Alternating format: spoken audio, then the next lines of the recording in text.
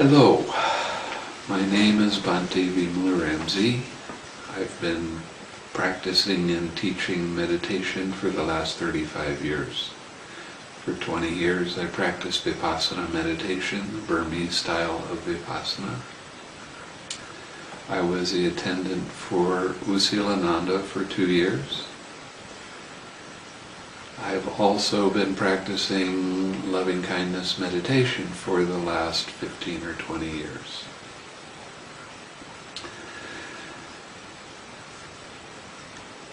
I got real interested in how the Buddha was teaching.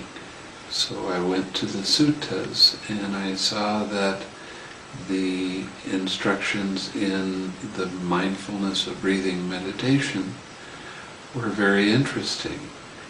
It says in the Mindfulness of Breathing Sutta that you understand when you're breathing in long and breathing out long. You understand when you breathe in short and you breathe out short. And the key word here is understand. It doesn't say to focus on the breath, it doesn't say to put your attention on any body part. It just says that you understand when you're breathing and how you're breathing. Then the instructions for the mindfulness of breathing really begin.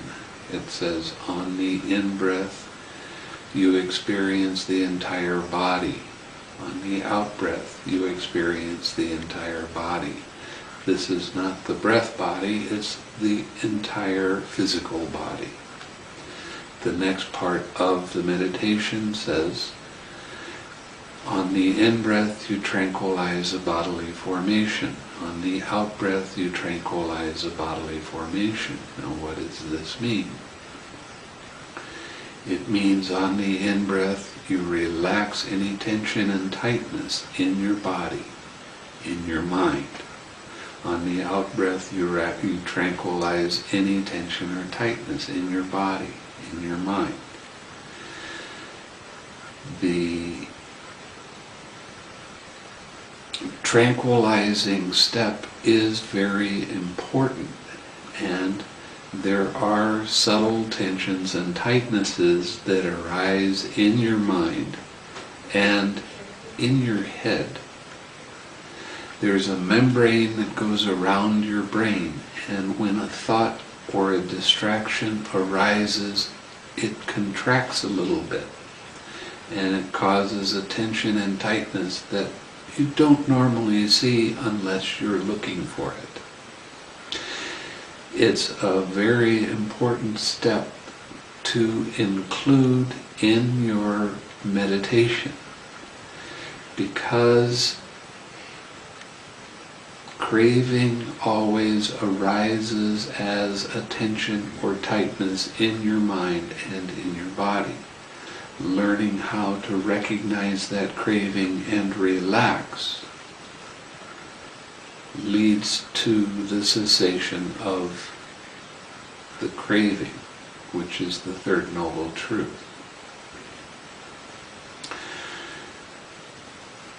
So the mindfulness of breathing meditation is a very important aspect of the teaching. And for many people, they prefer mindfulness of breathing to other kinds of meditation. I personally, by reading the suttas and doing a fair amount of study in the suttas, started to realize that the Buddha taught another meditation even more than he taught the mindfulness of breathing. And that was the loving-kindness meditation and the Brahma Viharas. The Brahma Viharas are loving-kindness, compassion, joy, and equanimity.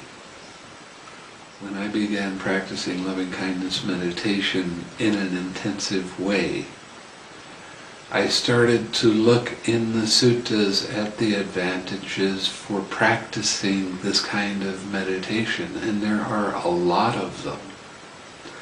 One of the advantages that the Buddha said about loving-kindness meditation is that when you practice loving kindness, your progress in your meditation is faster with the loving kindness than it is with any other kind of meditation. The loving kindness meditation, it is a feeling meditation, and it tends to show the meditator how their mind becomes hard and how their mind becomes judgmental or critical, and how this is a form of suffering.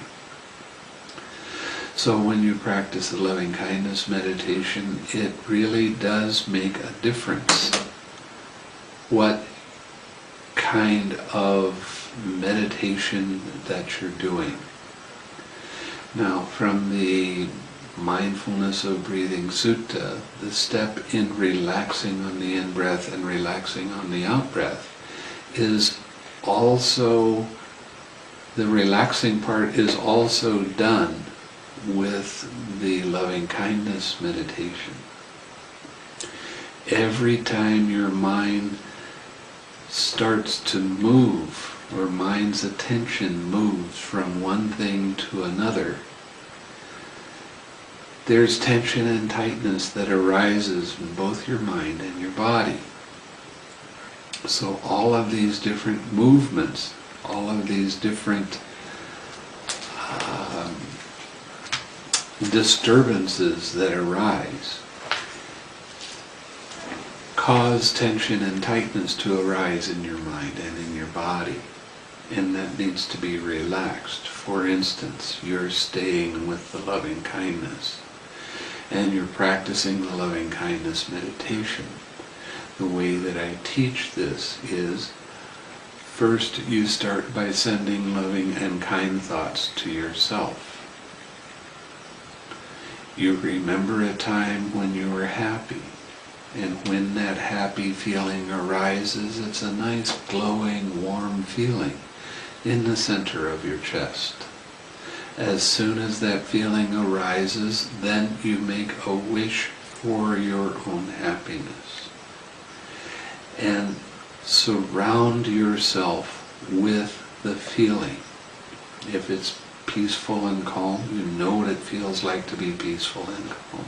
Relax and allow that feeling to be there, and radiate that feeling to yourself. Whenever your mind has a distraction in it, in other words, a wandering thought or a feeling arises in your body, whatever,